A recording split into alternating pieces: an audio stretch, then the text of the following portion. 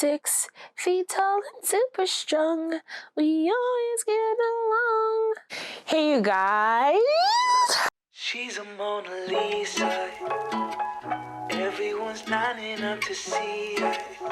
It's Tamika. This is my channel, Tamika Michelle, and today I just really want to talk about the books I read so far in October. I'm going to try to do like a better job of like getting these out as far as like recording them because I noticed that when I was doing like some of these wrap-ups, I'm like, gosh, am I still talking? So I think it's just better I just review more frequently so I don't have to have these really long wrap-ups that even after a while, I'm just like, oh, I'm done hearing me talk. But anyway, as of the first week of October, I have read only 3 books. Now, technically it would have been more, but I'm like in between like 3 or 4 or 5 books because I can't decide what I really want to hone in on. I think I did make a decision that one book that I'm going to read this month, I'm probably just going to push off till next month. So that's good because that one's a tome. That one's like 700-800 pages. So I do want to go over what I did read, and I'm really excited about these. So the first one is The Devil Makes 3. Oh, that was cool. I just feel like just the title just sounds like a movie title. The Devil Makes 3. I don't know. Was that weird? Probably weird. The Devil Makes 3 by Tori Bavolino. Tells a tale. It's dark academia. And we have one girl who can, you know, see ghosts, but she don't actually believe in actual superpowers or powers or anything like that. All she wants to do is play music for the rest of her life. And she's forcing herself on scholarship at this school because of the things that's happened in her family. And so she's very driven to like be great and be the best and things like that. She currently works in a library where they keep magical books, but she of course doesn't think it's magical. She thinks it's all hokum. Then we have a young man who is born from a very affluent, rich family. I think his father's the dean of the school, and he is dealing with a very troubling relationship within his family. He feels estranged from his father, even though he has to deal with him every day. He's been completely separated from his mom, which has led to his magical journey, for his mother is a witch and he is a witch as well. And there is a book that he needs to help someone dear to him in his life. And so of course he has to meet our friendly neighborhood librarian who goes out of her way to like love-hate him at least half of the book. I'm like, ma'am, you like him, do that. It's interesting the dynamics that the author went with for this insta-love. It's the weirdest insta-love I've ever read. Like, I'd rather y'all go in. If you're gonna be insta-love, I want you to go all in, but it was very like half-hearted insta-love until finally one gave in to the other. It was very interesting. But they do meet each other. He asks her to check out a book. They go get the book and accidentally let out a demon that is torturing our dear librarian. I gave this book a 4 out of 5 stars. I was not expecting really much out of this book. I don't even remember why I picked up this book in the first place. I did listen to it on audiobook, so I did get the niceness of these 2 very good narrators. So I think that also aided me in keeping me very interested in the story, because there were times where I was just like blah, blah, blah, blah, blah, blah, blah, you know, like blah, blah, blah. And, but I really, really, really enjoyed it. I did take some notes, so I do want to like quickly go over them. So our main characters is Tess and Elliot. Tess, in the beginning, I found her to be very, very annoying. I also didn't think that she had much of a spine, and she just does things reluctantly. And I really, really liked it, Elliot. Even though he was the rich person who was supposed to be like the more prejudiced-like character, he was very poignant. He was very sweet. He was very endearing, family-oriented. Like all he did was love and care throughout the entire book. And even when he was being insulted, he had a very turn the other cheek, you know, be dignified for everything. And he was always open to understanding other people's plight and so forgiving. And so I just really liked it, Elliot. You don't get too much of him as a male character, but I really just enjoyed him thoroughly. I thought Tess didn't deserve him. If I had to be honest, like, Tess, you lucked out, all right, with Elliot, because he is a prince. The book had a lot of interesting body horror. So there are horrific moments in this story. We have possession. If that's not your jam, this book isn't for you. We have self-harm in the book, but it wasn't like on purpose. I don't know how to explain that. So is it really self-harm? Is it like, I mean, the devil made me do it. It's kind of a lot of the devil made me do it kind of situations. So if that's not your jam, I wouldn't go for it. Also, even though it says it's the devil, she'll call it the devil, I more so think it was just a demon trapped in the book. But she calls it the devil.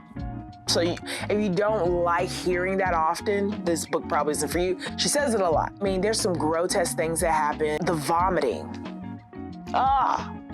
And then 9 times out of 10, she was vomiting ink, black ink from the pages of the book. Crazy stuff, crazy mental stuff. I mean, the imagery that Tori put in this book is just wild. I'll give you that. Wouldn't be in here for a very magic system. This is very more, even though Elliot is a witch and he has supernatural abilities, it feels more realized. It has that atmosphericness of the Raven Boys, if you've read that one. And so it doesn't feel like outer worldly or fantasy in any way. It feels very rooted in some kind of realness. If it got changed into a movie, like, it would do really well. I think it would be extremely horrifying for most people. But I mean, it's crazy. It is crazy. I will say that I thought it was very interesting that the demon called himself Truth. And so what he was always making people face their darkest demons, which is the truth. So I love the little double entendre there, or the irony that the author was portraying to us.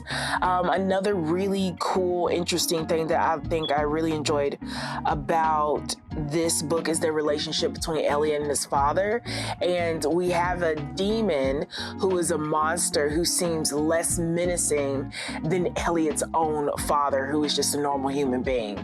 And I would say a giant theme throughout the entire book is definitely just insecurities, and the father being insecure in himself and less than his wife, putting her in a box, not wanting his son to be anything like her. And it's just very disgusting, the amount of insecurities that you find in people that leads them to be awful, horrible people. But I love that this book had a lot of also the theme of forgiveness and love and understanding. And so I really did enjoy The Devil Makes Three. Would I revisit this book? I think I would. I think I would revisit this book. If I had this, I would not be ashamed to have this on my shelf. I think it's an interesting book to revisit now that I know all the gross, horrific things that are gonna happen. But I really did like The Devil Makes Three. I highly recommend it if you like horror. If you don't like horror, don't touch it. It unsettled me, and I love horror. So the next book that I completed was a highly anticipated release for a lot of people and highly anticipated for me, and that is White Smoke by Tiffany D. Jackson. Love all of her stuff. This one is horror that's completely out of her wheelhouse. She does a lot of books rooted in actual true stories, and then she makes her own like fictional story, like based on real events kind of a thing. And it's twisted and it's sick, and I've loved every minute of her journey. If you have not read Grown, give it a chance, especially given certain things that have happened recently. I think a lot of people are going to be reading Grown right now. Another book of hers that my friend refuses to read, and to be fair, probably isn't for her, but it is Monday's Not Coming. Oh, another masterpiece in Tiffany D. Jackson's writing. Those are probably my 2 top favorite books by her, but I've read them all. They all have a special place in your heart, but it depends on the type of depression and misery that you want to take on. And she'll take you there.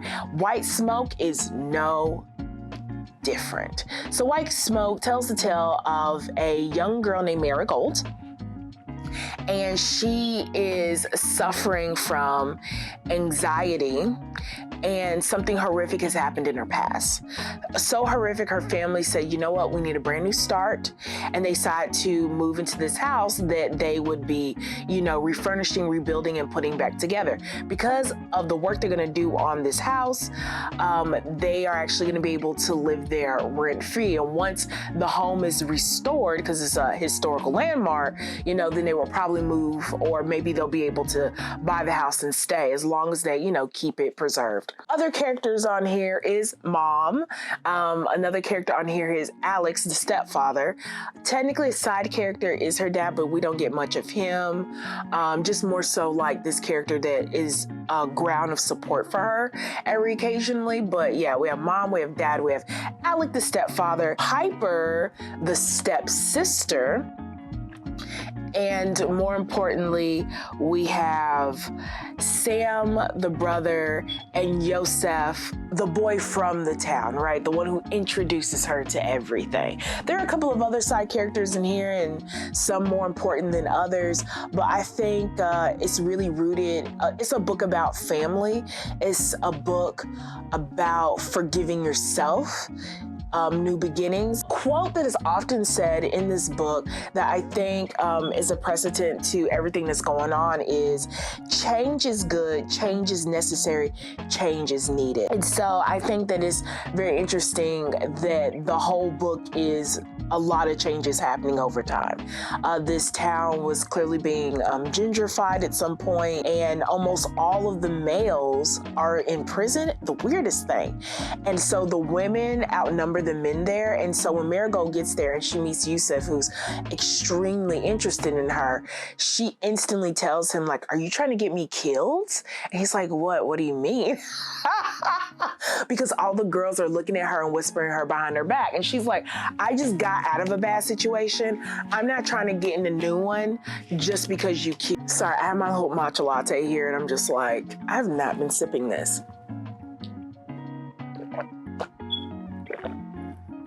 Anyway, I love this little mug. So anyway, so we get to like this whole relationship with men, and there's a huge story about weed. Let me tell you, if you smoke weed, this book's probably for you, because weed is everything to Marigold. It is her life's it's the fountain of youth at this point for Marigold. The thing that matters, she comes from California where it's legal, so it was never a big deal for her to have it to use for her anxiety. And this book tells a lot of the medicinal properties around weed, but this book also explores other people's thoughts on weed as the things, the consequences in this particular situation when it's illegal, and the nonsense behind those consequences. So Marigold has now moved to a state where, of course, it is illegal. So she's just hoping she can get some, and she like makes a friend only because she can smell weed on him. And I thought that was some weird stuff. I was like, yeah, I'm gonna be your friend because I smell weed on you. I don't know why, but it just does not seem like the healthy start of any friendship. And it shows like almost a lot of dependency, but I get it. She needs it, but then there's just like, dang, girl. Dang, you can't make like a real solid friendship. I mean, even at some point, Yusuf, he does planting, he's into plants. His father does landscaping and lawn work, and he's the one who actually creates, the beautiful landscaping, and his uncle's the one who like cares for the lawn. So she borrows really good soil from him just so she can go into her beautiful secret garden and start planting her own weed, because she's like, this is getting out of hand. I'ma grow it. And I'm just like, haven't you heard everything they said? Almost half the men from this community have been put into prison over weed. And so she's doing everything sneakily, and everyone's like, she's just a drug head. I've seen her before. She goes into these special places and she does drugs. And so like there's just like she immediately becomes unreliable narrator. That's the issue with Marigold. She becomes unreliable quite quickly. And it's not even over drugs. Like, she has legitimate fears, legitimate things are happening. When they move into this house, things where they placed them are not where they are. She will go and look for things and things are missing. So she was Googling things like, how do you know if your house is haunted? And she is like checking off all the boxes. And she's like, no way. This is not real. There's no such thing as ghosts. And even though people are like, ooh, you live in that ghost house, people don't even want to be in the house long when they come and visit her. There's just so many things surrounding the house. She takes a shower, and for the life of her, she sees someone in the shower. She jumps out, and then they're gone. Like, it's just a lot of things happening. And then all of a sudden, it gets weirder. Another interesting thing to talk about is that this is a blended family. Like I said, we have a stepfather and a stepdaughter. And it's very unfortunate because I felt for the little girl. And then not only are they a blended family, but they're a biracial family. So the mom, Marigold and Sammy, they're Black. And then you have Alec and Piper, and they're white. Stephanie G.D. Jackson created every possible family drama that you could have in a family, and I was just like, geez Louise. And with all that said, and with all of the understanding that I had for Marigold, she aggravated me so much. Like, I just did not like the way that she treated Piper. And I get that Piper was annoying. I get that Piper was a bit of a tattletale, but you also have to understand that Piper has to deal with, for whatever reason, I'm assuming her mom passed away. She's also dealing with the fact that she was in the room when her grandmother passed away, who was like her best friend in the whole wide world. She has no friends, and she's in a family where there's 2 other siblings who hate her. And the only person she feels like she has in the world is her dad, and he can't always be like just there for her because he's everyone's father now. And so she can't even have him to herself in a way. So the fact that she's constantly attacked by this bigger, older person, because, Marigold's in high school, tap dancing on adulthood, and she's just 10 years old, and she's trapped, and she has no one. But there's just so many moments where Piper just says she hates her, she can't stand her. There's even a moment where I'm pretty sure she's choking out Piper, and I'm just like, this is not okay. Like, I get that you're mad, and at one point, this book is described as The Haunting on Hill House meets Get Out. So with that Get Out part, there is this notion that, is Piper possessed? She is ripe for the picking for possession, being that she feels alone, she has no one. If you wanted a friend, maybe you let someone possess your body. There's that possibility. There's also Halloween, which they don't celebrate because of fires. People came and were just setting houses on fire. So people do not celebrate Halloween. It's absolutely crazy. The energy of this town is awful. I think there's a point where Marigold's like, we gotta leave, I wanna leave. And she was like, Mom, I will leave you. And I was just like, Mom, I will leave you too. Like, I love my mom, but if she insisted on staying in this crazy town, it could not be me. It could not be me. There's a point where the whole town even comes in like a mob to like question this family, and like there's an attack on Alec for being white, and like the mother saying like, hold up, wait, and they were like, listen here, sis. I was like, oh shoot, here we go. So there's a lot of racial tension in this book. Well, no, there is not a lot, but there's a decent amount of like racial tension in this book. And then as the book goes on, like there's justifications here and there for that. And then there's a divide of genders, or this war of women fighting other women because there's not enough quote unquote good men left, right? So you have that as well. And then you have the blended family. Then you have the sibling rivalry. And then you have the fight on drugs. I'm just like, what is this book not tackling? It was a wild ride. tried, in my personal opinion. I didn't sign up for half of it. I think I gave it a 4 out of 5 stars because Tiffany D. Haddish is just an amazing writer, and it was gripping, and I was in it from beginning to the end. But once we got to the end, when we got to the last act, and we find out pretty much what's going on, I was so deflated. I was really disappointed in the ending.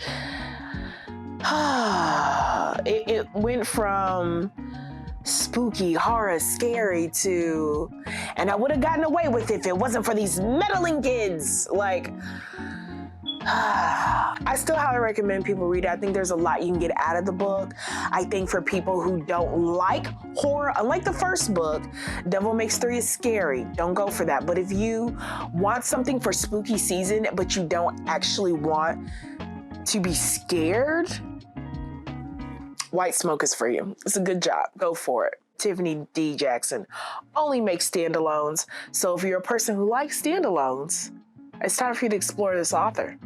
So the last book that I read for the week was a short story called We Travel The Spaceways by Victor Lavelle. I gave this one 2 out of 5 stars. Short stories are always hit and miss. This is the first book in a Amazon Original Stories collection called Black Stars. I just thought all the covers were gorgeous. Let's just be honest.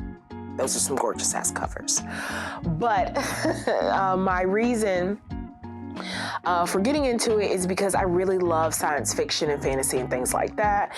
And to see it with African-American characters is always something I'm gonna give a try, especially as long as it doesn't have anything to do with slavery. If anybody recommends me a slavery book, I will always say, no, thank you. I know about suffering. There's nothing this book can tell me new. So I don't like books like that. So I really love it when we do our best to get out of these types of Black narratives that are just perpetuating of Black trauma and Black suffering. Like, just not a jam. Just funny because I just got through talking about Tiffany D. Jackson, but it's different. We Travel The Spaceways tells the story of the man who's homeless, who appears to be delusional because his best friends are soda cans. I think Coca-Cola is his arch nemesis at this point, but still a best friend. You know, he talks to Pepsi. I think he really digs Mountain Dew. Mountain Dew's like the sweetest ever. So I thought it was very interesting that his best friends are Coca-Cola and Mountain Dew. And first time I read them, I had to like read back, like, what is he talking about? Sodas. I was like, oh, he thinks, oh, these sodas are actually talking. They have dialogue in this story. I was like, what is this? He ends up running into and falling in love with a transgendered woman who has been, you know, suffering from a loss. And so they embark on like a journey of being together and dealing with her trauma and him realizing, you know, his feelings about his community, himself, and love. So I really did enjoy the love story aspect, but what I did not like is just the crazy aspect. And then when we get to the science fiction part, I just wasn't sold, and then we didn't go anywhere. I want to actually travel the spaceways, but the only thing we traveled was this man's psyche, and I was just like, snore fest. People are gonna stop doing this to me. Give me what I asked for. That is all the books, all 3 books that I read so far in October. I'm looking forward to the next couple of books that hopefully I will complete soon. For The Wolf, I'm expecting to have that finished sometime next week, and maybe hopefully a couple of other books as well. Especially going to continue on with Black Star, so you'll hear more from this collection. But as always, thank y'all for listening. Mwah. Till next time. Bye. She's a Mona Lisa. Everyone's lining up to see her. She's a Mona Lisa.